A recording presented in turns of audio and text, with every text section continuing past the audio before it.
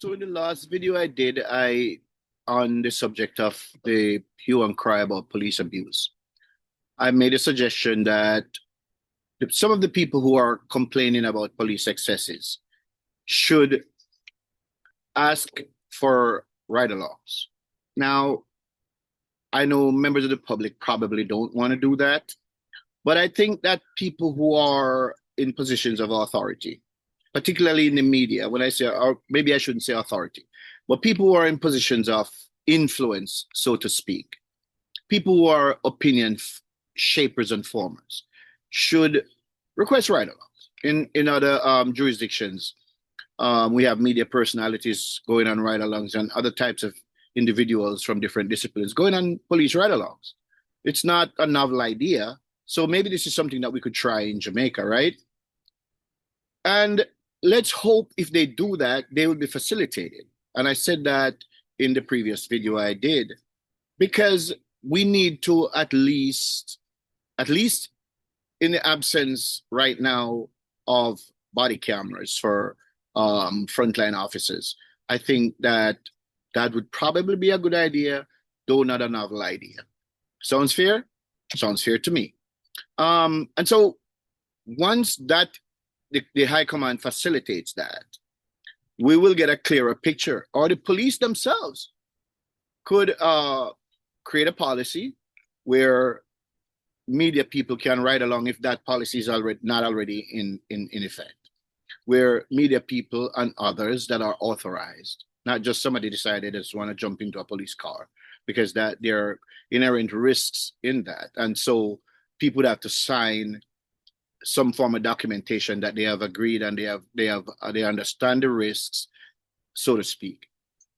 But I think that's a good idea. And while we're on the subject of body worn cameras, let's also take into consideration the infrastructure that goes into um, that whole process. And I've heard the Prime Minister speak on that, that this is not just attach a BWC to an officer and that's it, and it just records.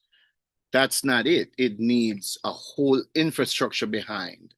First of all, it needs legislation passed into law that clearly stipulates how officers are to operate with body worn cameras. Then the commissioner of police would have to have his team write out a force protocol on that conforms with the law and how officers operate those body worn cameras. Then there is storage. Then they'd have to train people uh, to deal with all of the requests. Then there has to be laws tested to see how and when those body worn camera requests are allowed to be given to the public or not. Be, usually based on ongoing investigations and all of that. And that's just a small part of it.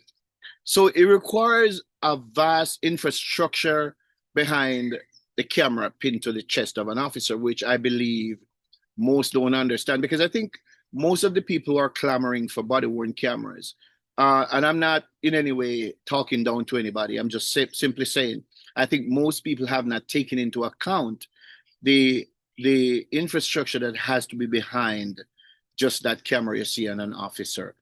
It requires a massive build out, which first must be uh, um, done by first creating legislation, and that legislation has to be airtight, and then use of the equipment by the police, which is policy protocols, and then there is storage, there is training people to operate the equipment there, and court cases, and there is a lot behind it that needs to be done. It can be done. Police departments all over the world are doing it, so it can be done. But the other thing is, it requires resources and it requires trained people to deal with all of that. Having said that, this is why it's important to have, at least in the near future, to have people who are in positions of influence to do ride alongs for the police. get people to come along, especially on targeted operations, and let them see for themselves. And they're there if they want to take the risks. They're there with their cameras on at safe distance where practical, and they can document whatever is happening. The press has a duty so to do. And the police can help to facilitate all of that for a free press, not a biased press, but a free press who is willing to put the facts out without any kind of agenda. That said, in that video I spoke about earlier, it is important that we visit the whole question of why are people so resistant to law enforcement.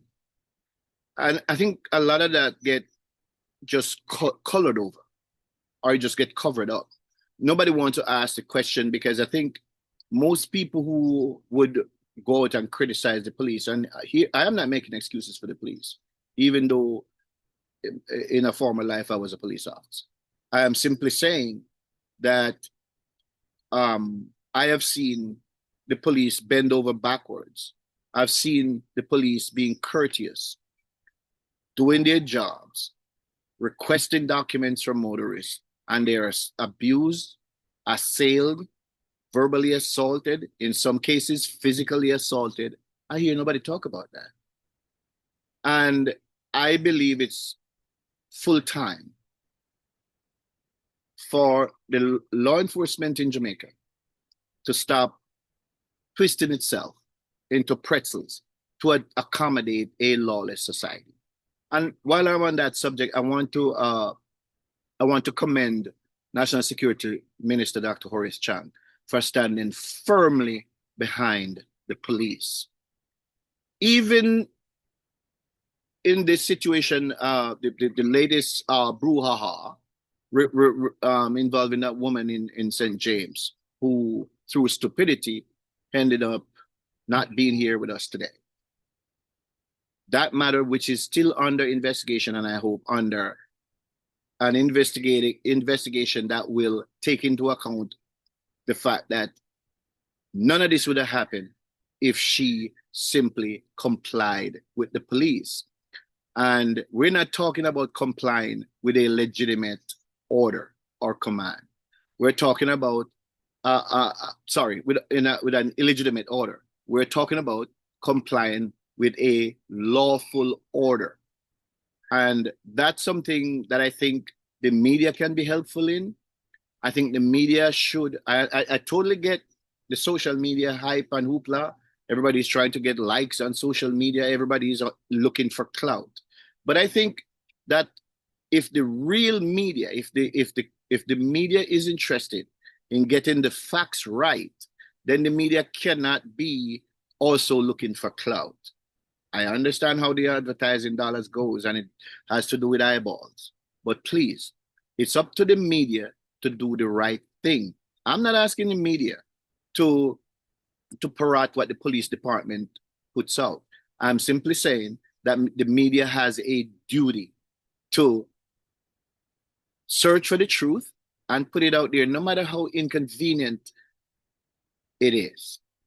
So we need to get to the bottom of why is it that the Jamaican population feel, to a large extent, large part of the population, it's usually the same, and it's usually the same people. Why do they feel that they should not obey the laws? Some of the biggest offenders are taxi operators. Some of them dozens and dozens of summonses that they fail to appear to court for, to answer to. Yet they're still on the roads operating motor vehicles. So we need a system in place that's going to first take their licenses. Take the licenses. After they don't, even if it's a single summons that they fear to appear on, suspend their license, which remove their right to drive. But all of this got to be institutionalized in law. It cannot be that, oh, well, the police alone is left to fight this battle. And you reduce crime by dealing with the smaller issues, the smaller issues of lawlessness before we get to the higher profile crimes. So take the licenses and prevent them from getting behind the wheel. There has to be rules and there has to be order. Nobody is saying that we're not free citizens and we should not be able to make a living, but you also have a duty as a citizen to obey the laws of the country that you live in. There's no way around that. You must obey the laws. So the process of tying the malignancy or the truancy of not showing up for to answer to all these summons. You have guys out there with hundreds of summons which are not addressed. They just don't show up, and they expect to be out transporting people on the road while committing more traffic infractions. Well, it shouldn't get to that. It needs to be tied to their driver's license. So as soon as the police run the driver's license, and again, this is not novel, you will see that this person's license is suspended. He or she doesn't have a right to operate a motor vehicle, and that should cause that person to be arrested and put before a magistrate and the vehicle impounded. That's how it goes. This is how you cut down on the level of lawlessness. And I see police officers out there dealing with this on a daily basis, and they literally fighting the police officers, driving off without, and decided they're not going to stop. They just get back in the vehicle and drive off. But we have to understand that this is what the public, a lot of them in the public, want to see. They stand on the sideline and they cheer this kind of behavior on. But if this is allowed to continue, we have a whole generation coming up behind these infidels who are going to do worse. And we've been there before. The Jamaican people are not a people who like to live in a crime-free society. Jamaicans, by and large, and I say this without equivocation, do not like to obey laws. Jamaicans like to live the way they want to live. They like to do what they want. But here's the ironic thing. When they step outside Jamaica's shore, they don't have a choice. They have to obey the laws. And when they don't obey the laws, there are a number of them in our prisons all across the globe. And after that, you know what happens to them. They get kicked out wherever they are. That's not good for the country. I don't see people celebrate the massive 30-year reduction in homicides. I don't see any of that. Now, that would be cause for celebration in any place else. People will be saying, good. This is good. This is what we want. Not in our country, not in Jamaica. They want high crime, high violence, lawlessness. That's what they want. So I am not sitting here making the case that there aren't some police officers who may need to be retrained. I'm not saying that there aren't police officers who step over the line. But I also understand the stress of dealing with this every day. And so part of what I am suggesting is that officers who go through this kind of stress every day, dealing with this kind of lawlessness and this type of violence, they should have mental health care for them. And maybe for their entire families too. And I think that's what the chaplaincy should be about, not just when somebody passes away. And I'm sure there's more to the chaplaincy than just that. But I'm just saying that's something that needs to be looked at if it's not already being looked at, and a part and parcel of the protocol of how these officers are maintaining the mental health. This country is lawless. The people are not law-abiding for the most part. There are a lot of great Jamaicans. There are a lot of good people who just want to live in peace. But for the most part, there is a subset within the Jamaican culture that doesn't want to obey any laws, doesn't want to follow any rules. They feel like they should just do whatever they please and nobody should be there to stop them. And so when a government comes into power and decides that, oh no, this cannot continue, they have a problem with the government. So when the police step up their operations and exert their authority on the streets, the first person get blamed is the Prime Minister because the prime minister is the one in charge. But this is how Jamaicans have always been. And to add insult to injury, the opposition party has not been a party that has made itself a part of the law and order crowd. The opposition party has always sought to gain leverage from what the street is saying, wrong or right. They always seem to jump on the bandwagon because they want power, and that's all they crave, power, to get their hands on the purse strings of the Jamaican people's money. That's all they care about. And this is why they should remain in political oblivion until that party comes around. But I'm not surprised, I'm not surprised about the fact that this is what that party is. If you look at the people in their party, criminals, convicted criminals, and other shady type of characters, it's not a political party. It's a gang.